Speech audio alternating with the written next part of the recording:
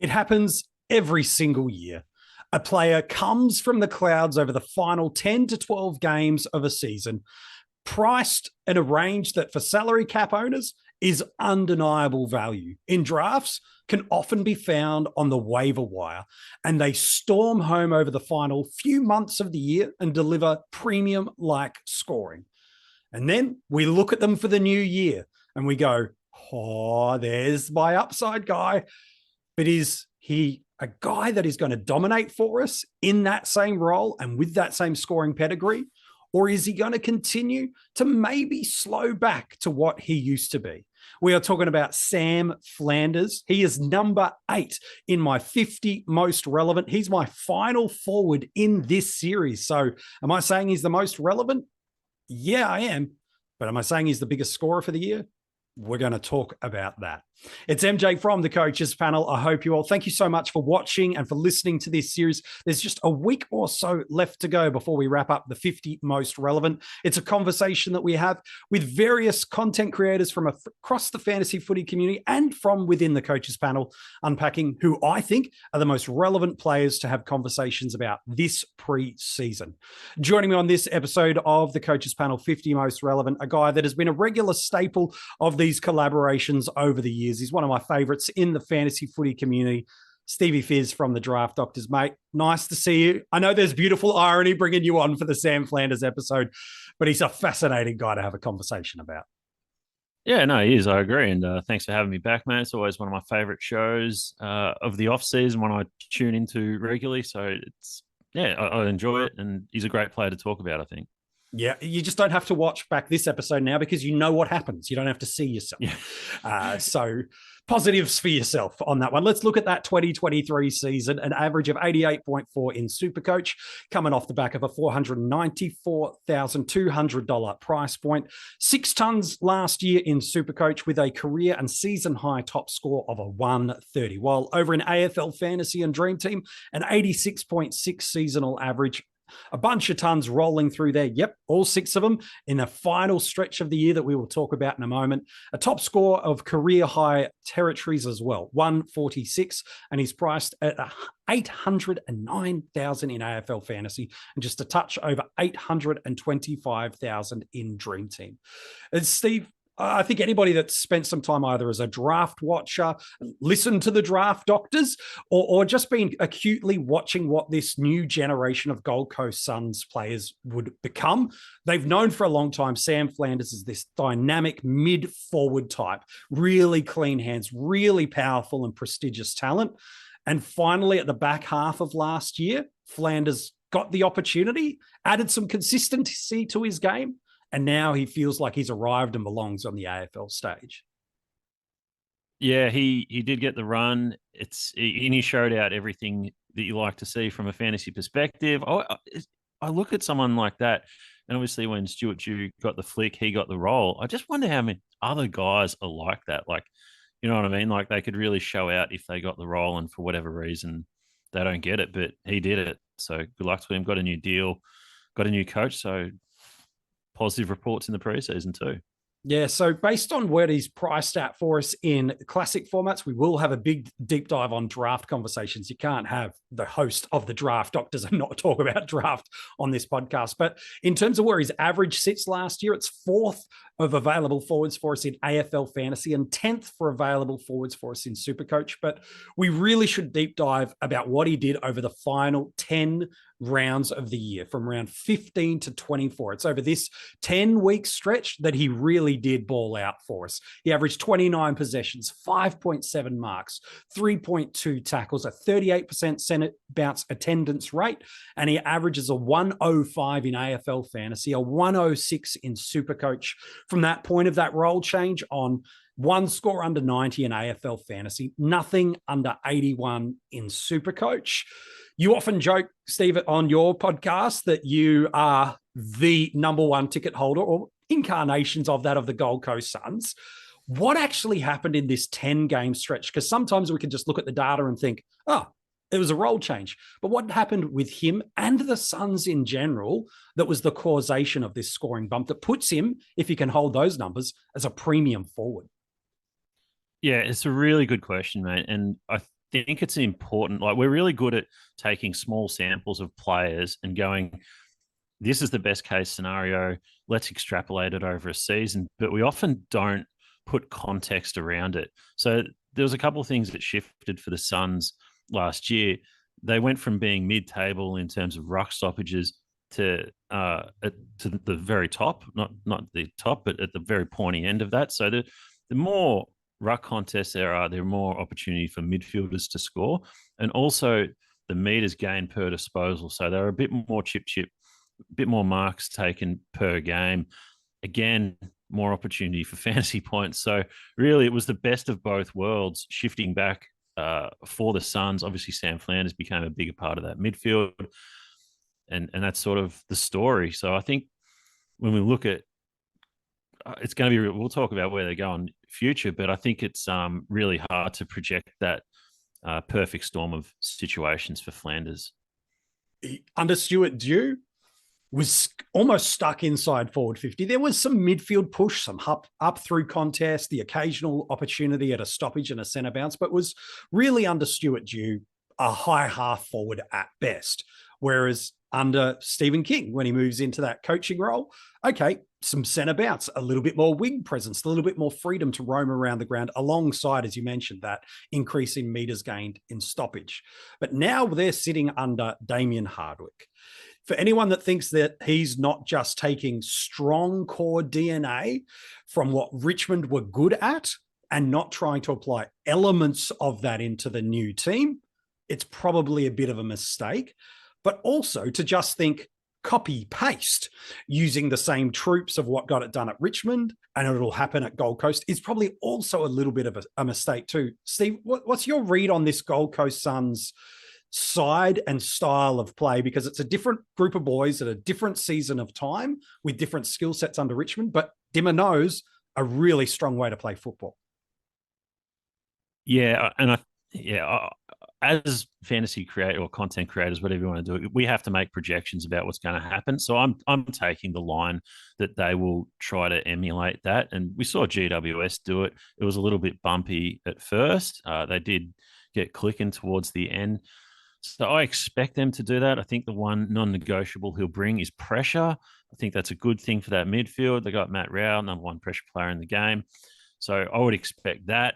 This is a team who has moved the ball long before, whether that's because they were under pressure and just wanted to roost the hell out of there. That's one thing. So I expect them to bring that across to the table.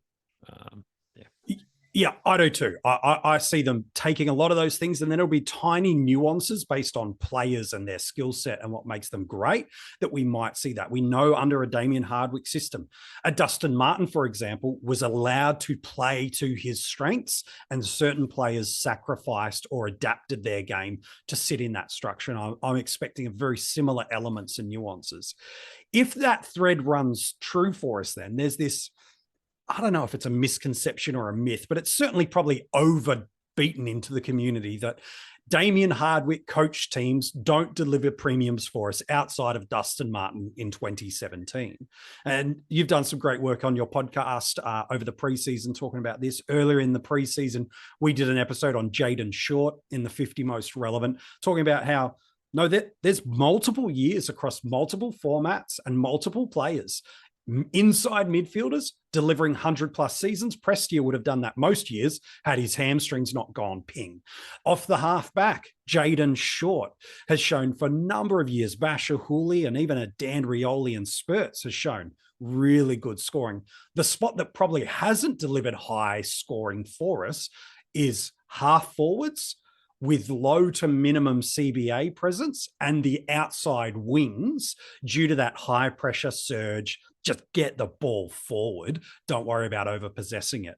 Does that get you a little, maybe not concerned, but require you to have confidence that Flanders will be a good pick for us this year, that he has to have a heavier centre bounce attendance role than even he had at the end of last year? It's a good question. I like what he can do. I don't know that it's like, I mean, I'll push back a little bit that maybe the half forwards haven't been great. We've seen Shea Bolton, I mean, whether you consider him high CBA or not, that's probably up to you. But like Dustin Martin had started in the centre bounces and then roll forward a lot. I'm not saying Sam Flanders is Dustin Martin, by the way. But I think there is opportunity. Maybe the guys aren't the high end salary cap guys. Like I like Ben Ainsworth for draft this year. He's probably not salary cap relevant, but I think he'll be okay. So I think your point is well taken, MJ. But the wings seem to be a bit of a dead zone. Yeah.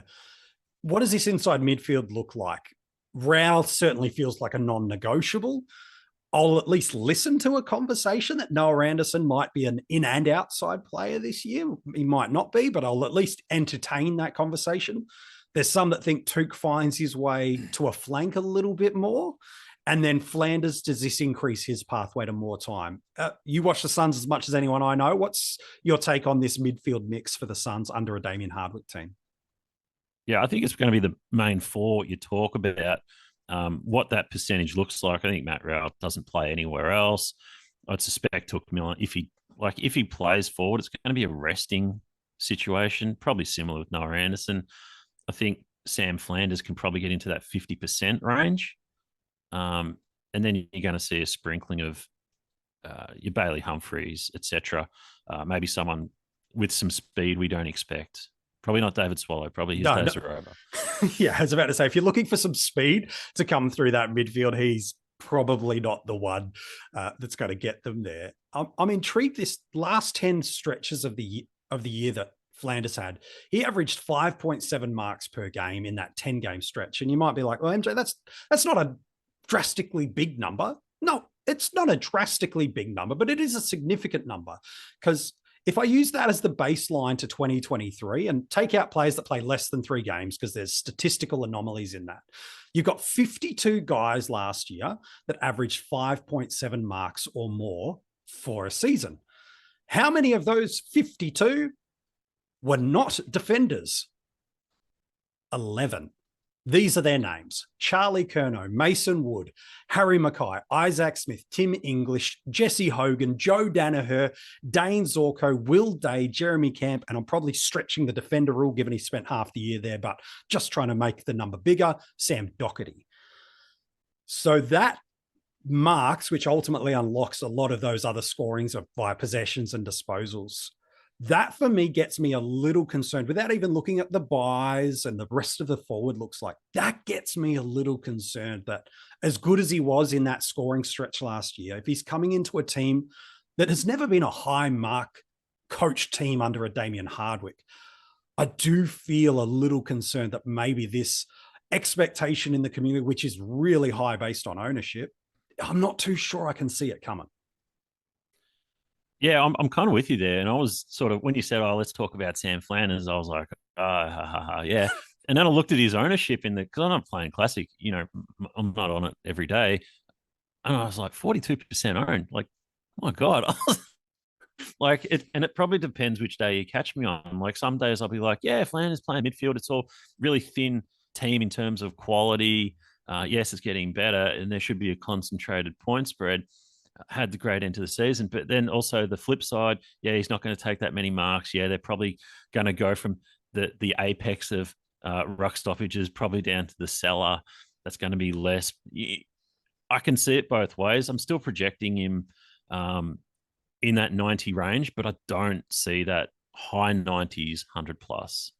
Yeah, and I think that's what coaches that are on him are anticipating or arguably needing in a classic format and even in drafts, depending on where he's landing based on an ADP perspective, to kind of end up. He's the highest owned forward in AFL fantasy at time of recording when you take all those rookies out, and he's the second highest owned forward in SuperCoach behind Jackson McRae. Again, when you take out some of those rookies. So his ownership couldn't be higher or stronger or bigger for us through there.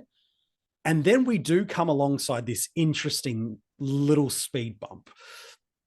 The buy that hits early because they play an opening round means opening round teams will take a break somewhere in the first 6 weeks. And in those 6 weeks, for salary cap and classic owners, it will be a best 18 approach, where for draft, it's just cop it on the chin for that week that guy you've drafted is there. from a draft perspective, I'm not sure if you've got a classic perspective on it too, but certainly from a draft perspective, how do you view players that have these early buys? Do you not care and just trug on draft day, or does it fade them a little bit in your mind? Yeah, probably usually I would say I don't care about the buys. I don't when it was just mid-season. This year, I'm just going to be aware of it in my draft because I think it gets understated in draft having a good start. When you have a good start and you get a few wins early, it allows so much flexibility later on in the season. So yes, I'm happy to draft Flanders. I have him ranked as my F2 in fantasy. I have him as F3 in SuperCoach. So I'm happy to take him, but I just don't want to stack up my team with a heap of these guys. And the problem with Flanders in Classic is there's so many other guys who I'd prefer who have that early buy. I look at Gawn or Grundy. I love Lockie Whitfield. Like, there's so many other guys who I can get behind as being good value. So he's more of an afterthought for me. They play Richmond in opening round, then it's Gold Coast, then it's the Bulldogs, is kind of their first three matchups that we see them play for us. And then they venture into that bye territory for us. It's super interesting to me that nobody's ever been presented with this before. There's been an era of time back in a bygone era when Gold Coast first entered into the competition, where we were used to having a team have a week off and had to navigate our way through it. It probably got offset by just that high volume of available cheap cash cows for us, that if you've been playing classic formats of the game for over a decade, you kind of found your way to navigate through it a little bit more. But politely, you listen to a different content creator in the community and they have a perspective. Then you flip over to your next favorite and they almost feel like there's a counterpoint that you go, yeah, that's right. And then you go to your third favorite and you're like, they're somewhere in the middle. Politely, Steve, none of us have ever gone through those. So we're all just speculating and putting forward our best thoughts. And that's absolutely okay. There's no problem with anybody doing that. But at the end of the year or midway through the year in that next buy block, that's when we'll get to see whether fading out of these mid-price or top-price guys early is a correct approach, trading them at their buy, or just copping it on the chin, throwing the extra rookie on the field and hoping some ceiling comes. All feel viable, and we'll get to know in the light of day at the end of the year. Yeah, 100%, mate. Like, I think when you're talking content, you have to take the line, and even with players, like, and we can disagree on players till the cows come home, and that's fine. Just be respectful about it.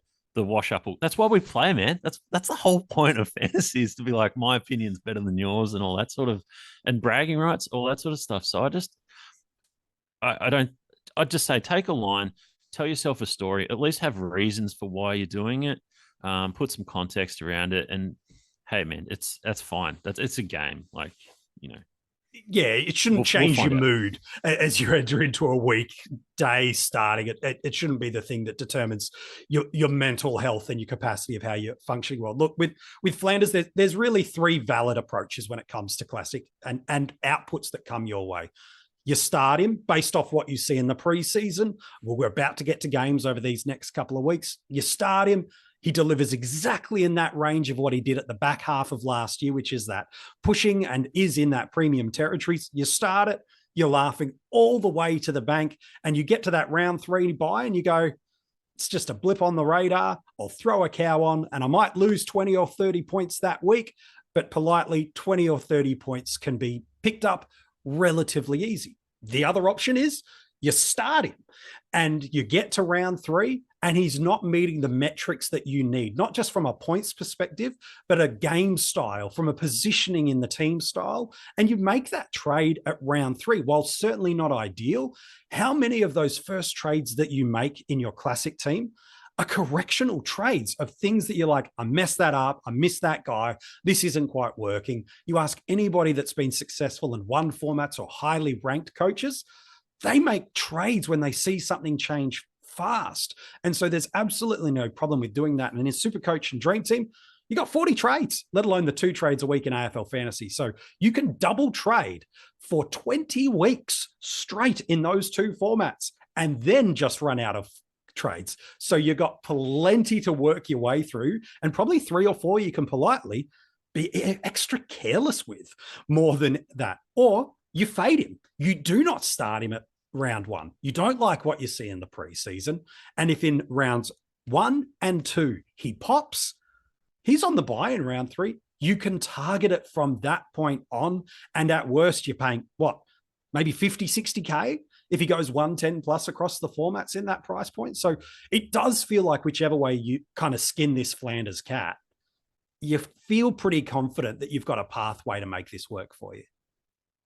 Yeah, I'm with you on the just wait. Like you can, if you take a guy who's got the buy in say round 5, well, Flanders will be off his buy in round 5. Just pick him up then. The other thing about doing that is you're going to have pretty good DPP data. So you know who's going to be a DPP 2 weeks later in your classic format. So I think he's an easy guy to avoid at the start. Yeah, I tend to be with you. I'm going to take punts in some other spaces rather than on a potential roll and the early buy combination. For me, I'll happily trade into him at round 4 if I need it. Take the data of what are the forwards doing, who might pick up forward status, and what is he doing in that Gold Coast side. I'm quite comfortable to do that. I won't talk anybody out of starting him, but the question I'd ask is, what do you need to see in the preseason to fade interest in him? If that's the case, if you're bullish on the roll and you're bullish on the scoring, what is that trigger parachute point in those practice and preseason games? Not intra-club. They're doubling up against each other. Of course, he's going to get a heavy CBA roll through there. So what are you seeing about style and play and positioning? And off the basis of that, you fade or you start him. He's relevant because if you start him and he pops and you're on him, you're a genius. If you start him and he dies, it's a pain point for you. If you fade him, you've got options to jump on early or continue the pathway without him. So he's one of not just a relevant player, but to me, I think he's the most relevant forward we have because of how defining he could be with what you do with your team and your trades and your structure early on in the year. But draft is different. Steve, we know there's so many differences. And if anyone tries to send you a salary cap question on your podcast, they are sent to the door very, very quickly. You've already told us where he sits in your draft ranking. So F2 in AFL Fantasy, F3 in SuperCoach. Helpful for us to know. And of course, the Draft Doctors draft kit is out now. We've got the link in the bio for you. So you can go in there, buy that. Seriously, it's the best draft resource you're going to be able to get this preseason for you. But talking not just about positioning, where do we get forwards this year? What does this mean for us? Because last year we went heavy on them early. This year, is it the same approach or should we be fading where we show interest in our forwards this year? Yeah, it's really interesting. And obviously there's a bit of groupthink in the way we approach this sort of thing, which is strange. I wasn't sure which way we were going to go on Flanders. So it's really interesting to hear we're in the same boat. He's going at the minute. It's early draft days. He's going in about round 5 for AFL Fantasy Classic. So when picks in the early 40s, I'd probably go a little bit earlier. If I was taking him, I'd probably go a bit probably around 3. It probably depends where you're drafting your rucks, which is going to be probably league size dependent. And when I say, like I mentioned before, I've got him projected in that 90 to 95 range. There's a world where he averages 105. Like I'm not 100% saying that's off the table completely. So I think he's a nice guy to pick in drafts. Yes, we have seen the early drafts that people are fading forwards in a massive way, like I haven't seen before. So it's pretty interesting. Maybe it makes your draft a bit less interesting because everyone's just going to pick a mid early. It seems to be the way. So. There's a world where he goes 105 across the formats and is one of, if not the best forward in the game. There's also a world where he doesn't get as much of that ball in the system that we know Gold Coast are likely to play under Damien Hardwick, and he struggles to get past 80 in AFL Fantasy and probably holds his range in SuperCoach given the style of impact and scoring that he has. I feel a little bit more confident that he could hold that even with a drastic game style. But is that enough for you on draft or in Classic? That's the real big question. Mate, it's a pleasure to have you on this episode. Where can people get in touch with you on social media? And also, where can they find out more about the Draft Doctors and the great work you're doing this preseason? No, they can't. They can't. No. And we're at the Draft Doctors on Twitter, obviously, and we're draftdoctors.com.au on the webs, the internets, and yeah, you can get the draft kit. All the links are in the banner up the top, which people are having trouble with, MJ. They can't buy the kit. They're having trouble. They're getting in there and having problems. And I got to be honest, customer service is angry this year. Not helpful at all.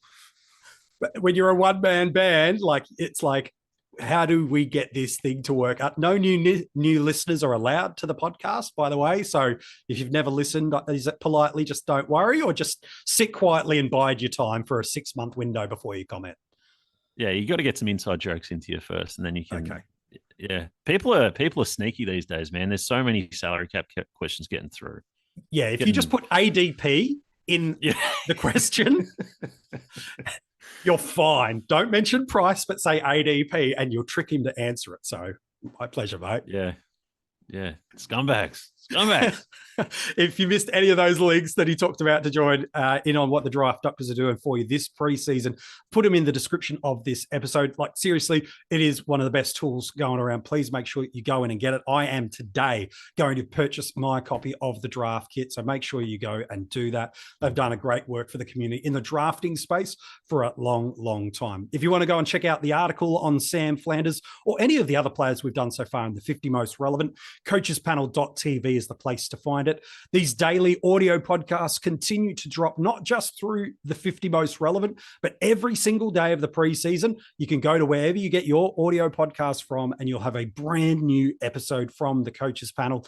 And in 2024, we thought, why not? Let's put these episodes up on YouTube. You can watch us have conversations about every single player and a bunch of strategy episodes also coming. New content landing every day over at YouTube. Make sure you subscribe, get those notifications on. So as soon as you have the new episode, your device will let you know it's there, and you can jump in and check those things out. If you haven't followed the Coaches Panel before on social media, all the links are in the description of this episode, as well as our Patreon supporter group. They get a ton of additional rewards and exclusive content that nobody else gets. If you are not a part of the Patreon supporter group, why not do that? The links for everything you need for us and for the Draft Doctors in the description of this episode. So we're almost at the end of the 50 most relevant. What are we? 7 or so players to go. Time to bring Mini Bunk back on the podcast. It's been like a week and a half since I've had Mini Bunk back on. So tomorrow, he's my special guest. And tomorrow, we're talking about a player that when we talk about preseason hype, there's not anybody that has more than this player. In almost every classic team reveal I've seen across Twitter, across other content creators, everybody's picking this guy and expecting massive boost in scoring. They've seen the role change. They know where he's positioned, what he's priced at. He is only heading to the moon. And it's likely probable. But regression is just as probable. Things change over a year. And even though this new role is secured in his team, you're really prepared to put your seasonal structure on the line for a 1 or 2 month hit? You'll find out who this player is. And is he really that critical? Or can you actually take him on? You'll find out tomorrow in the 50 most relevant.